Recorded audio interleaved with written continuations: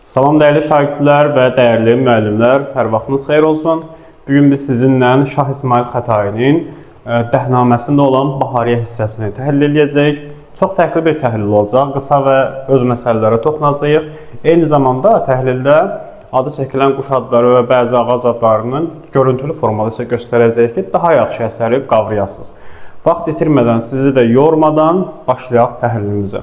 Deməli, ilk olaraq bunu deyim ki, əsəri gedib, yəni kitabdan bir orijinal formada oxuyun. Çünki mən burada sadəcə izahları verəcəm. Siz məsələn kitabı qabağınıza qoyaraq izahlara baxın. Hər beyti izaha uyğun olaraq təhlil edin ki, daha effektiv olsun. Deməli, yadda saxlayaq ki, Bahariyyə müstəqil bir əsər deyil. Yəni şair götürüb müstəqil şəkildə bir əsər yazmıyor. Dəhnamə poemasının daxilində giriş hissəsindədir və ədəbiyyatımızda ilk dəfə poemanın giriş hissəsində belə bir şeir yer alır və poemanın süjet xəttinə daxil deyil. Nə deməkdir bu? Çünki dəhnamə poemasının süjet xəttində aşiq və məşuqədən danışır da. Orada aşiq məşuqənin yuxusunda görür, daha sonra ona vurulur və sair düşür, onun dalınca düşür, ona elçilər göndərir. Amma Bahariyyənin bununla əlaqəsi yoxdur. Bahariyyə sadəcə olaraq baharın gəlişini təsvir edən nəzmlə yazılmış lirik bir şeir formasıdır. Ona görə də yadda saxlayaq, Bahariyyə dəhnamədə süjetə daxil deyil. Məsnəvi şəklində yazılmışdır. Qafiyə quruluşu da elə məsnəvinin qafiyə quruluşudur. A, B, B, S, S, D, D formasında davam edir. Əruz vəzninin həzəz bəhrindədir və burada bəzi təsvir ifadə vasitələri də işlənmişdir. Ən çox da metafora rast gəlirik, yəni köçürməyə rast gəlirik. Və 62 beytdən ibarətdir. Biz isə, yəni bizə verilən 30 beytdir. 30 beytini təhlil eləyəcəyik. Birbaşa başlayaq təhlilə. Deməli, Bahariyyə adı üstündə bahar sözü vardı orada. Baharın gəlişini təsvir edir. Ona görə də biz ona Bahariyyə deyirik. Və şeirləri də oxuyanda beytlərdə baharın gəlişi ilə əlaqədar hadisələrin şahidi oluruq. Məsələn, birinci beytdə müəllif deyir ki, qış getdi, yenə bahar gəldi. Yəni, qışın getməsi baharın gəlməsindən danışılır.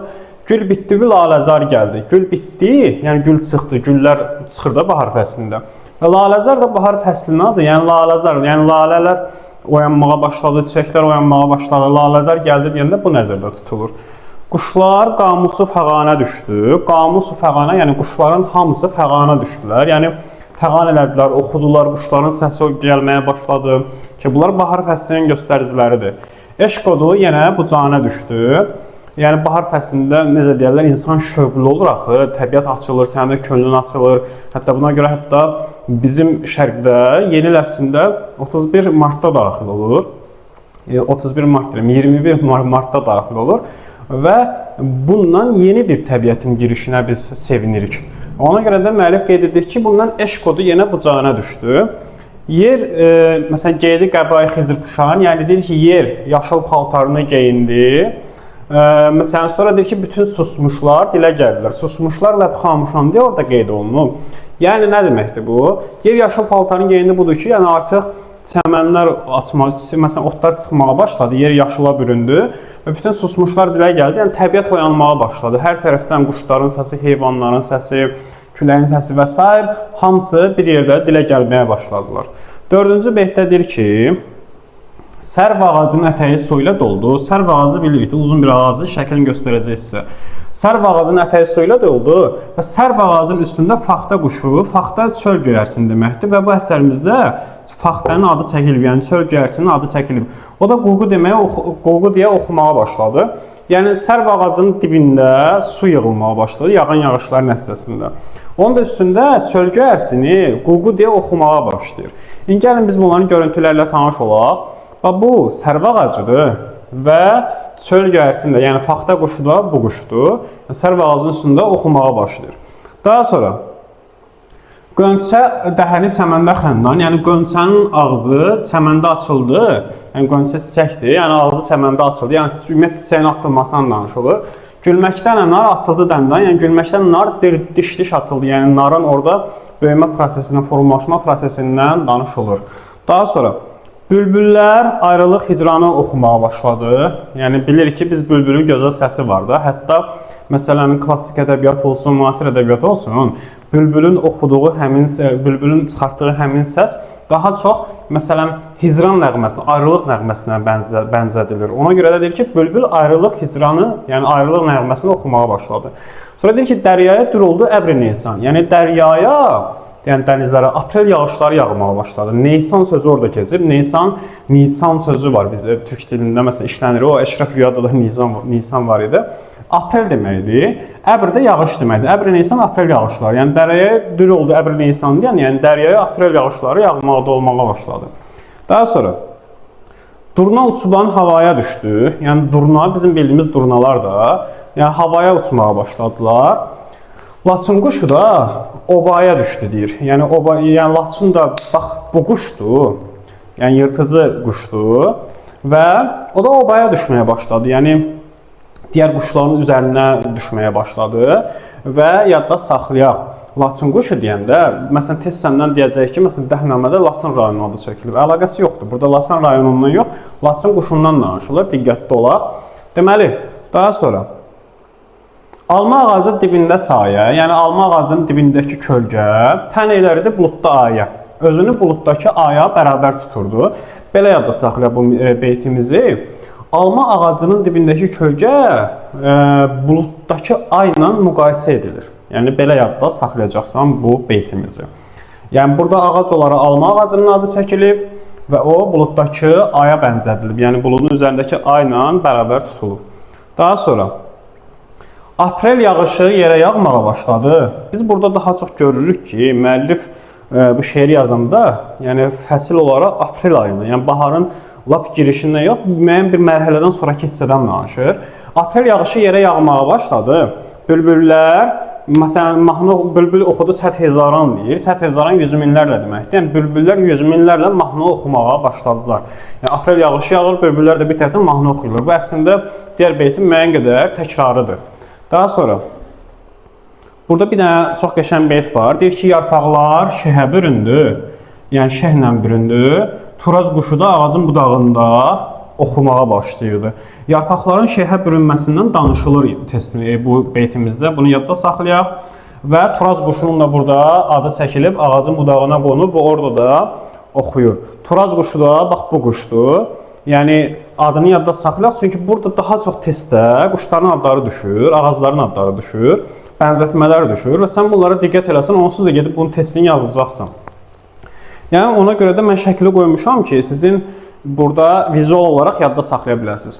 Daha sonra deyir ki, qumru quşu, yəni yenə də çöl göyərçinindən burada adı çəkilir, bəlkə faxta deyə qeyd olunur, bu səfər qumru deyə qeyd olunur. Qumru quşu ağacda oxuyurdu, bənövşə məst oldu, şərabını içdi. Burada qumru quşu deyəndə bax bu quş nəzərdə tutulur. Yenə də bu göyərçindir, çöl göyərçinidir.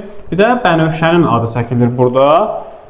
Deməli, deyir ki, bənövşə məst oldu, şərabını içdi və burada da yəni bənövşənin açılmasından, yəni məcaz olaraq bənövşənin açılması nəzərdə tutulur. Şərabı içdi də deyəndə hər halda məsələn suyu qəbul eləməsi nəzərdə tutulur. Deməli, 12-ci beytə baxaq.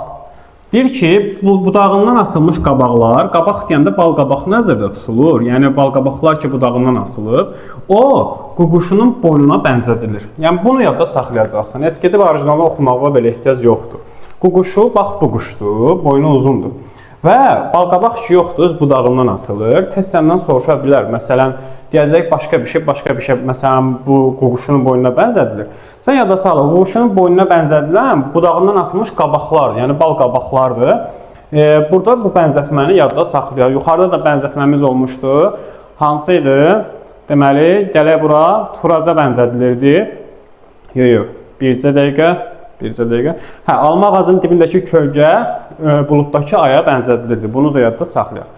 İndi davam eləyək. Sonra 13-cü beytdə deyir ki, quş balalarının səsi havadan məktəbdəki səslər kimi gəlirdi. Yəni belə yada saxlayardı. Quş balalarının səsləri çıxır. Bir də məktəbdə uşaqlar olur. Uşaqların da səsləri müəllif burada bir-birinə bənzədir. Yəni quş balaları səsi nəyə bənzədilir? Məktəbdəki şagirdlərin, uşaqların səsinə bənzədilir. Bu bənzətməmizi belə yadda saxlayırıq. Daha sonra 14-cü beytdə deyir ki, yəni yer üzü min rəngə boyandı. Çünki normalda bahar fəslində yer üzündə müxtəlif çiçəklər çıxır, otlar çıxır, rəngarəngli olur. Ona görə müəllif qeyd edir ki, yer min rəngə boyandı.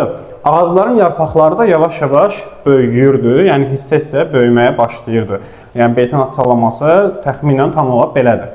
Daha sonra gəldik 15-ci beytimizə.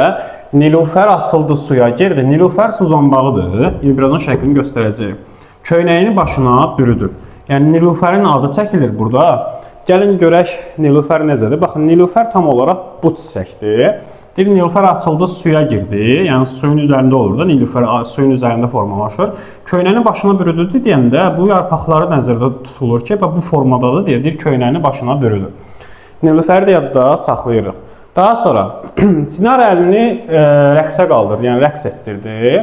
Çinar ağacından danışır burada. Daha sonra deyir ki, gül incə qızıllarını şəbaşə saçdı. Yəni şəbaş nədir? Toylarda adətən, məsələn, biz müğənnilərə pul atırıq və ya da pul cibinə salırıq. O şəbaşdır. Gül incə qızıllarını deyəndə qızıllar burada tumurcuqlar nəzərdə tutulur. Yəni deyir ki, gül öz tumurcuqlarını aləmə saçdı mənasında şəbaş ifadəsi işlənib.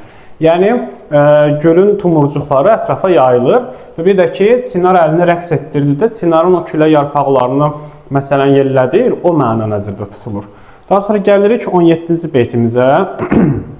Çaylar bulandı, arxı açdı. Yəni yağan yağışlar nəticəsində çaylar dolur və çaylar dolma nəticəsində arx aşmağa başlayır. Bağlarda ağacların budaqları göyəridir. Bu da təbii ki, bilirsiniz, bahar fəslində ağacların budaqları görməyə başlayır, yarpaqlar özünə gəlir, çıxmağa başlayır. 18-ci beytdə deyir ki, çəmənlər 100 cür paltar geyinib. Yenə də təkrardan burada istifadə edir müəllif. Yəni çəmənlərin müxtəlif rəngə boyanmasından danışır. Sadəcə onun bənzətmə olaraq paltar geyinib ifadəsi ilə dəyişir. Deyə bilər ki, məsələn, burada metonimiya işlənib. Yasəmənlər ağ donunu geyindi. Yasəmən ağ donunu geyindi nədir? Yasəmən də yenə çiçəkdir. Yəni, ağ yasəməndən söhbət gedir burada. Ağ donunu geyindi deyəndə də, yəni, ağ çiçəklərin çıxmasından danışılır. Bu yasəmən gülünü də yadda saxlayırıq. Daha sonra 19-a deyir ki, Sirab gölünün üzündə su var. Sirab gölü də, yəni gül adıdır. Amma mən bunu internetdə şəklini tapa bilmədim. Yəni, çox nadir bir güldür. Müəllif onun da adını qeyd edir. Deyir, Sirab gölünün üzündə su var, yəni su üzünə yığılıb. Nərgiz gülü də yoxuldur. Yəni, Nərgiz də yarım açılmış vəziyyətdədir. Yoxulu deyəndə bu nəzərdə tutulur. Yəni, həm Sirab gülündən, həm də Nərgiz gülündən eyni beytdə müəllif söz açmışdır. 20-ci beytə gəlirik. Deyir ki, sərv ağacının başı ucadır. Biz bilirik ki, məsələn, sərv ağacı uzun ağacdır. Ona görə müəllif bunu başı uca kimi burada qeyd edir. Gül də cilvələnir, başı nazlanır. Yəni, əsən külək nəticəsində güllər, məsələn, başları belə gedir, məsələn, küləyə görə. Orada müəllif onu çox qəşəng bir bənzətmə ilə deyir ki, gül də cilvələnir, metafordur.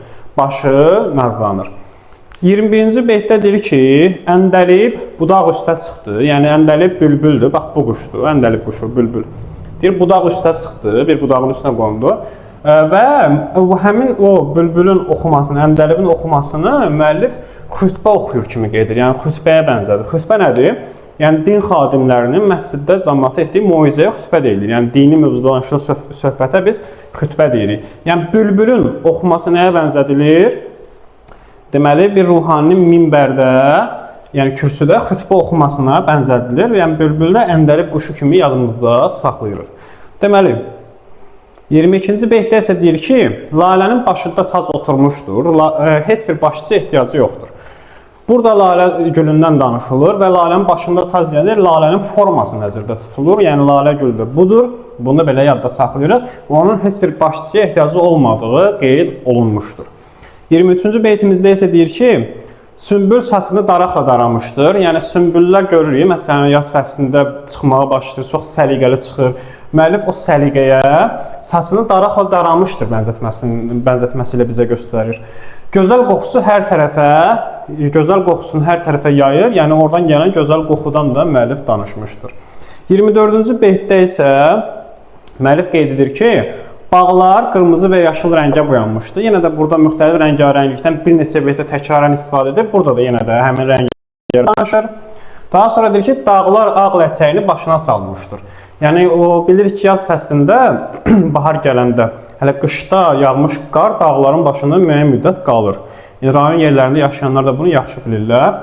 Hələ ki, söhbət, məsələn, şərq torpaqlarından gedirsə. və o ağ-qara, yəni dağların başında olan qara müəllif belə bu misra ilə bildirir. Dağlar ağ ləçəyini, yəni həmin ağ qarın başına salmışdır. Yəni başında ağ qarın, yəni qarın olmasından xəbər verir.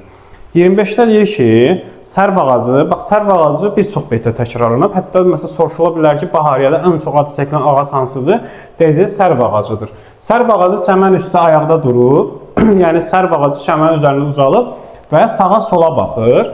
Yəni sağa sola baxır, təbii ki, burada metafordur. Müəllif qeyd edir ki, yəni sərv ağacı ümumiyyətlə uzalıb və yəni sərv ağacı üzərindən hər yer görsənir də, yəni sağa sola baxması qeyd olunmuşdur.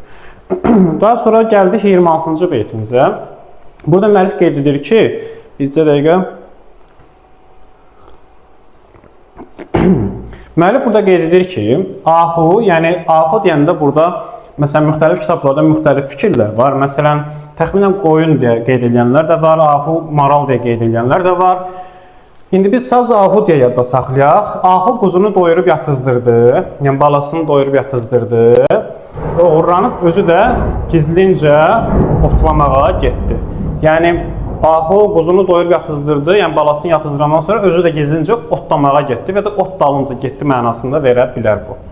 Gəldik 27-ci beytimizə.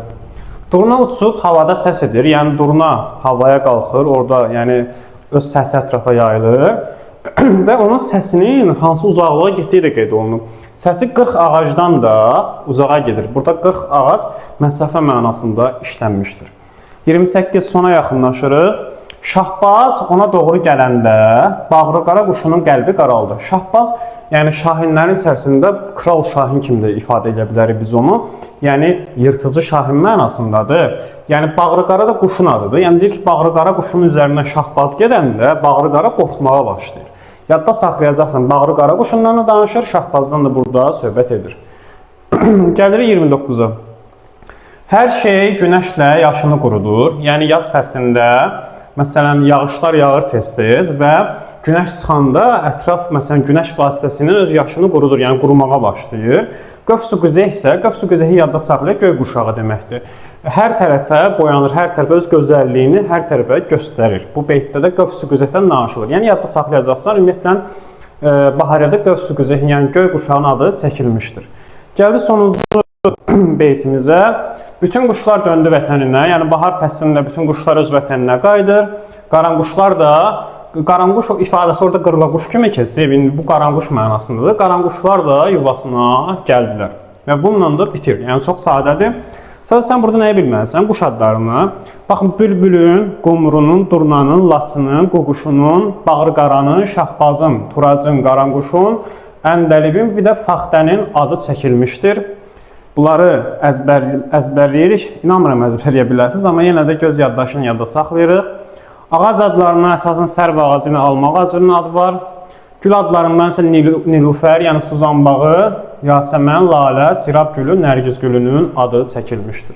Sən burada bu adları çəkilən gül adları, ağac adları və quş adlarını bilməlisən, bənzətmələri bilməlisən və hansı mövzulara toxunmuşdur, onu bilməlisən. Başqa bir şey ehtiyacın yoxdur. Bunları bilsən, gedib test edib partladacaqsan inşallah. Belə, videonu bəyənməyi yaddan çıxarmayaq, kanala abunə olmağı da yaddan çıxarmayaq. Növbəti videolarda görüşənədək özünüzə yaxşı baxın. Hələlik.